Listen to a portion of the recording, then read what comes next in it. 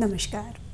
आधुनिक भारत के निर्माता युग पुरुष स्वामी विवेकानंद जी के जन्म दिवस को हम राष्ट्रीय युवा दिवस के रूप में प्रतिवर्ष मनाते हैं। क्या थे स्वामी विवेकानंद जी के विचार, कैसे वो युवाओं को प्रेरित करते थे अपने विचारों से? आज इन्हीं बिंदुओं पर चर्चा करने के लिए हमारे साथ हैं doctor OP Singh ji. Doctor साहब, बहुत बहुत स्वागत है आपका हमारे कार्यक्रम में। डॉक्टर साहब, आगे प्रोग्राम को बढ़ाने से पहले हम ये थोड़ा सा जान लें कि क्या है युवा शक्ति दिवस और किस लिए हम मनाते हैं, क्या ऐसा है कि हमारे देश में या पहले से ही परंपरा है कि महापुरुषों के जन्म दिन को हम याद करते हैं, मनाते हैं। लेकिन आज़ादी के बाद ये परंपरा चली कि हर एक महापुरुष को के जन्मदिन को कुछ विशेष स्मृति के साथ जोड़ा गया। किसी के जन्मदिन को शिक्षकों से जोड़ा गया, तो किसी के यूथ से जोड़ा गया। स्वामी विवेकानंद जी के जन्म दिवस को यूथ या युवा दिवस के रूप में मनाया जाता है। उसका कारण है कि स्वामी जी ने एक युवा के रूप में भारतीय संस्कृति को दुनिया में फैलाया, और विशेषकर पश्चिम में जब अंग्रेज़ों का शासन था, कहा जाता था कि सूर्य कभी अस्त नहीं होता। ऐसे समय में जब शिकागो में धर्म सम्मेलन हुआ तो इसलिए किया गया था कि ईसाईयत धर्म और संस्कृति को दुनिया का श्रेष्ठ घोषित किया जाए। लेकिन स्वामी विवेकानंद जी के उद्बोधन और उनकी प्रस्तुति से, जो उन्होंने वेदांत, वैदिक दर्शन और को दुनिया के सामने पहली बार रखा, उससे जो निखार आया और पूरी प्रसिद्धि हुई। कहा जाता है कि ये सम्मेलन का जब समाचार छपा, स्वामी विवेकानंद का भाषण शिकागो में, तो अमेरिका के पत्र, उस समय तो तार की व्यवस्था थी, तार से समाचार जाते थे। अगले दिन जब लंदन के समाचार पत्रों में भी स्वामी जी की ख्याति और छा गए। तो एक तरह से देखा जाए कि एक युवा के रूप में स्वामी जी को याद करना निश्चित ही श्रेष्ठ कार्य है और हर वर्ष याद किया जाता है। इस वर्ष भी हम 12 जनवरी को युवा दिवस के रूप में स्वामी विवेकानंद जी का जन्मदिन मनाएंगे। इस साल का युवा दिवस का लक्ष्य है कि ऐसा है, channelising of youth power for nation building. राष्ट्र के निर्माण में युवा शक्ति के समायोजन की व्यवस्था करना, यही इस साल का युवा लक्ष्य है। जी, थीम जो प्रतिवर्ष हम मनाते हैं। ये हमारा इस साल थीम है कि कैसे हम युवा शक्ति को राष्ट्र निर्माण की ओर लक्षित करके, नियोजित करके और उसको ले चलें। यह साल भर का लक्ष्य रहेगा 2021 का। जी डॉक्टर साहब, राष्ट्रीय युवा दिवस की गतिविधियों के बारे में हम आपसे जानना चाहेंगे कि क्या है इसकी गतिविधियाँ? देखिए, राष्ट्रीय युवा दिवस तो एक दिन मनाया जाता है, लेकिन उसकी गतिविधियों का संबंध जो है वर्ष पर्यंत रहता है। जैसे कि राष्ट्र निर्माण में युवा शक्ति को नियोजित करने का जो आह्वान किया गया है, यह इसको ध्यान में रख करके पूरे वर्ष पर्यंत कार्यक्रम चलेंगे। लेकिन जहाँ तक युवा दिवस पर है, तो देश भर की संस्थाएं युवा दिवस को अपने अपने रूप में मनाती हैं। जैसे खिलाड़ी युवा होता है तो उस दिन खेल की प्रतिस्पर्धाएं आयोजित होती हैं। विद्यालय और महाविद्यालयों में जो यूथ रहता है, वहाँ वाद विवाद प्रतियोगिताएं आयोजित होती हैं, संगोष्ठियाँ, सेमिनार आयोजित होते हैं। यह एक दिन का कार्यक्रम है।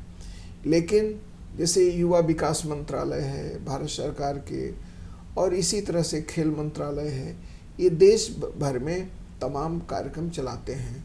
और अनेक ऐसी सामाजिक संस्थाएं हैं जो विवेकानंद जी के इस लक्ष्य को लेकर के युवा के विकास को लक्षित करके काम करती हैं। जी डॉक्टर साहब, स्वामी जी के विचारों को समाज में फैलाने का कार्य किन किन केंद्रों द्वारा किया जाता है? देखिए, सबसे बड़ा केंद्र तो कन्याकुमारी का विवेकानंद केंद्र है। कन्याकुमारी में समुद्र के बीच, कन्याकुमारी से कुछ नॉटिकल मील दूर पर समुद्र के बीच, और वहाँ एक केंद्र है। कहा जाता है कि जहाँ कन्याकुमारी अर्थात पार्वती जी ने बैठ करके शिव जी को प्राप्त करने की तपस्या किया था, उस जगह पर बैठ करके स्वामी जी ने पूरे भारत को देखा और 1 सप्ताह पर्यंत वहाँ रहे और तपस्या किया। और फिर उनको कहा जाता है कि माता पार्वती का कन्याकुमारी का दर्शन हुआ, आशीर्वाद मिला, उसके बाद फिर उनकी ख्याति बढ़ी जी। वह केंद्र सबसे प्रमुख केंद्र है और उस केंद्र के द्वारा पूर्वोत्तर भारत में और देश के अन्य के भागों में विद्यालय चलाए जाते हैं, अन्य युवाओं के विकास के लिए कार्यक्रम चलते हैं, योग, अध्यात्म, इस तरह का प्रचार प्रसार, पुस्तक प्रकाशन, अन्य कार्य किया जाता है जी। वह इस समय देश का सबसे बड़ा केंद्र है। इसके अलावा रामकृष्ण मिशन जिसकी स्थापना स्वयं स्वामी जी ने की थी, अनेक ऐसे केंद्र हैं और खुद सरकारें, भारत सरकार का जो युवा मंत्रालय है, ये सांस्कृतिक मंत्रालय, ये सभी विवेकानंद जी पर शोध, विवेकानंद जी पर कार्य करने के लिए प्रेरणा देते हैं, प्रोत्साहित करते हैं जी। और आप देखिए विवेकानंद जी का एक कथन था कि 100 श्रेष्ठ चरित्रवान युवा हमें मिल जाएं तो मैं भारत का पूरा भविष्य बदल दूं। यह हमारा लक्ष्य है। श्रेष्ठ युवा विवेकानंद जी की दृष्टि के कब तक मिलेंगे, जब मिलेंगे तो निश्चित है कि वह नव निर्माण होगा, हमारी खोज जारी है। डॉक्टर साहब, जैसा कि अभी आपने कहा कि स्वामी जी के विचार थे कि 100 युवा अगर मिल जाए तो समर्थ राष्ट्र का विकास होगा, तो इसके बारे में आप क्या कहना चाहेंगे? देखिए, ऐसा है कि विवेकानंद जी का युवा अवस्था से नहीं जुड़ा था जी। उनका कहना था कि जो मातृभूमि के प्रति समर्पित है और मातृभूमि के विकास के लिए सतत चिंतन करता है, उसका जीवन मातृभूमि के लिए, दरिद्र नारायण के लिए अर्पित है, वही श्रेष्ठ युवा है। उनका कहना था कि आज हम उस देश में हैं जहाँ बहुत से दीनहीन लोग हैं, ये दरिद्र नारायण हैं। उन्होंने कहा कि जब हमको दीन दुखियों की सेवा करते समय कोई अहंकार नहीं होना चाहिए, युवाओं को त्यागपूर्वक दीनहीन गरीब लोगों की सेवा करनी चाहिए, उसको दरिद्र नारायण कहते थे। और कहते थे कि यह बात नहीं है कि हम दीन दुखियों की सहायता कर रहे हैं दरिद्र नारायण की तो हम महान हैं। उन्होंने कहा महान उस दरिद्र नारायण की है कि उन्होंने हमारी सेवा स्वीकार की। इसी तरह से वो किसानों के प्रति भी समर्पित थे और उनका कहना था कि भोजन, दूध, इसकी चिंता किसान करता है, वह धूप भी सहता है, जाड़ा भी सहता है, हमारे लिए अनाज देता है। युवकों का सबका दायित्व है कि जब भी भोजन का पहला ग्रास लें तो उन किसानों को याद करें। वो त्याग से युक्त युवाओं की कल्पना करते थे। इसीलिए एक कहा जाता है कि विवेकानंद के लक्षित श्रेष्ठ आचरण वाले 100 युवा अभी तक नहीं मिले, यह एक खोज है। इसका मतलब है कि ऐसे युवा जो समर्पित हों, त्याग के भाव से भरे हों, उनका लक्ष्य राष्ट्र का विकास हो, भारत माता की सेवा करना हो। और आप देखेंगे कि विवेकानंद के इसी आह्वान के बाद राष्ट्रीय आंदोलन में युवकों का आगमन हुआ और एक तरह से दुनिया का पहला देश भारत बना जिसने ब्रिटिश सरकार और साम्राज्य को उखाड़ा। उसमें युवा शक्ति का बड़ा योगदान था। जी, तो सब ये कहा जा सकता है कि स्वामी जी आत्मसात कराना चाहते थे युवाओं को कि किस तरह से हम देश का पूर्ण निर्माण कर सके। देखिए, स्वामी जी का ये लक्षित समूह था। जैसे समाज में हर व्यक्ति का लक्षित समूह होता है, वैसे स्वामी जी को भारत के विकास की आशा युवाओं से थी।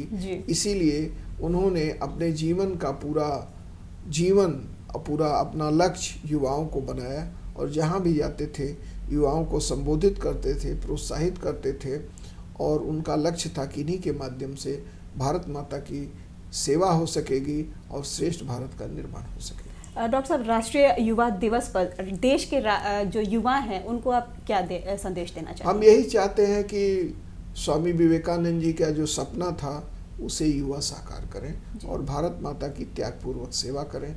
क्योंकि देश, स्वामी जी कहते थे कि हम आज हैं, कल नहीं रहेंगे, लेकिन देश तो रहेगा, भारत माता रहेंगी। इसी को ध्यान में रख करके वो निस्वार्थ भाव से देश की सेवा करें। तो हम अगर स्वामी जी के विचारों को आत्मसात कर लें तो निश्चय ही हम अपने देश का संपूर्ण विकास कर सकते हैं। जी, यही लक्ष्य भी, यही लक्ष्य स्वामी जी का भी था, यही लक्ष्य हमारे युवाओं का भी होना चाहिए। इसीलिए हर साल हम स्वामी जी को याद करते हैं कि युवाओं में देश प्रेम का भाव बढ़े, देश के लिए त्याग और समर्पण से युवा कार्य करें। जी डॉक्टर साहब, अपना कीमती समय निकालकर हमारे दर्शकों को आपने इतनी अच्छी जानकारी दी, इसके लिए आपका बहुत बहुत धन्यवाद।